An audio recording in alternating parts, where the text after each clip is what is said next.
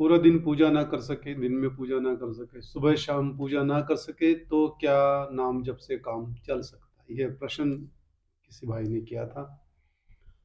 WhatsApp के माध्यम से या फिर अन्य जब कोई मिल जाता है या फिर अनुष्ठान इत्यादि में बहुत से प्रश्न ऐसे होते हैं जिनको मैं अंकित कर लेता हूँ और प्रयास करता हूँ कि वीडियो के माध्यम से आप सब तक वो प्रश्न भेजे जाएं और उनका जवाब भी शास्त्रोचित ढंग से दिया जाए।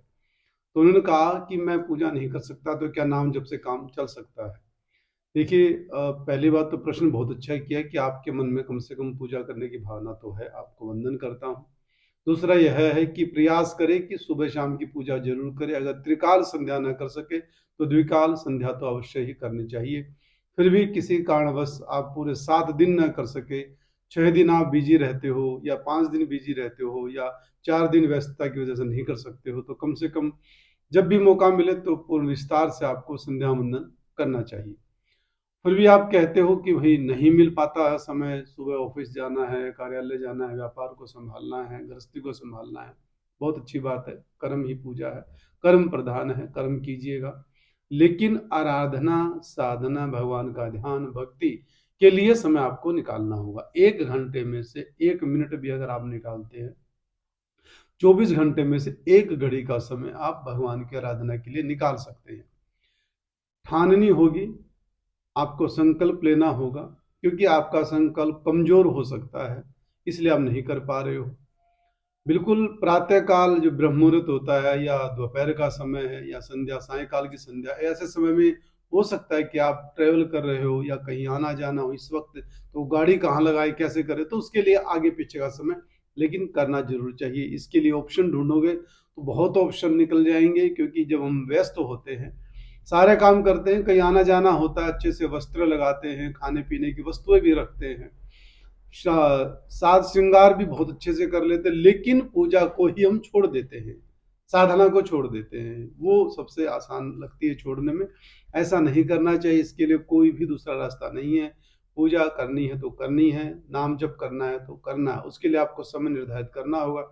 ये हो सकता है कि 1 घंटा, आधा घंटा, 2 घंटे आगे पीछे हो जाए, लेकिन पूजा आपको जरूर करनी चाहिए। नाम जप बिल्कुल भी नहीं छोड़ना चाहिए। अपने साथ में आपकी पूजा के पात्र, आपकी संध्या वंदन की पुस्तकें, अन्य पुस्तकें, स्वाध्याय की पुस्तकें, एक अब पूरी पुस्तक तो ये तो है नहीं कि पूरी पुस्तक आप पढ़ते हैं, आप उसमें कुछ पेज पढ़ते हैं, उसकी फोटो कॉपी करा के एक पतली सी पुस्तक बना लीजिए और नियमित रूप से दिनचर्या के अनुसार उसकी पूजा करते रहे। जब भी आपको मौका मिले तो विस्तार से आपको पूजा करनी चाहिए, बिल्कुल भी नहीं छोड़नी चाहिए। प्रतिदिन आपको साधना करनी चाहिए, भगवान का ध्यान करना चाहिए, इसी से कल्याण है, इसी से सद्बुद्धि की प्राप्ति होगी, तमोगुण का नाश हो जाएगा और सात्विक गुण आपके बढ़ेंगे। जहां भौतिक वस्तुओं की आवश्यकता वो भी आपकी पूर्ति होती रहेगी। आध्यात्मिक क्षेत्र पर चलकर ही हमको ज्ञान मिलता है, हमको विचार करने की शक्ति मिलती है। इसलिए अपनी पूजा प्रतिदिन, खासकर आप जो बाल बच्चों का पालन पोषण करते हैं, गृहस्थी लोग हैं या सन्यासी लोग, कोई भी है, सबको करना ही चाहिए। जो लोग निष्काम पूजा करना चाहते हैं, जो लोग सकाम पूजा करना चाहते हैं, दोनों के लिए ही पूजा पद्धति बताई गई है, दोनों के लिए संध्या वंदन बताया गया है। लेकिन फिर भी सकाम पूजा वालों के लिए तो बहुत जरूरी होता है कि हमको ये करना ही करना है। तो इसलिए इसमें कोई भी किसी प्रकार का किंतु परंतु नहीं ढूंढना है। पूजा करनी है तो करनी है, वो समय आपको निकालना, आपको निर्धारित करना, और आप कर सकते हो।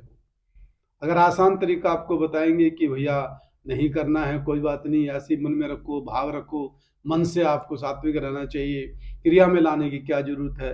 अगर आप मन से ही, मानसिक पूजा का महत्व है, बिल्कुल है, करनी चाहिए, लेकिन जिस प्रकार से क्रोध आता है तो आप व्यक्त करते हो, जिस प्रकार से किसी के प्रति कोई बात कहनी है तो आप व्यक्त करते हो। अब पूजा पाठ की बात आती है तो कहते हो कि मन से मानता हूँ भगवान को, या वो बात ठीक है, लेकिन उसको क्रिया में भी लेके आओ, अपने आचरण में लेके आओ, व्यवहार में लेके आओ उसको। जब आप नकारात्मक चीजों को बाहर उनको एक्सप्लेन करते हो तो पूजा पाठ के मामले में कहते हो भाव से करते हो। भाव तो सर्वोपरि है, लेकिन उसको अपनी क्रिया में भी आपको लाना चाहिए, तभी आपका कल्याण होगा, तभी आपके तमोगुण का नाश हो सकेगा। जय श्री राम।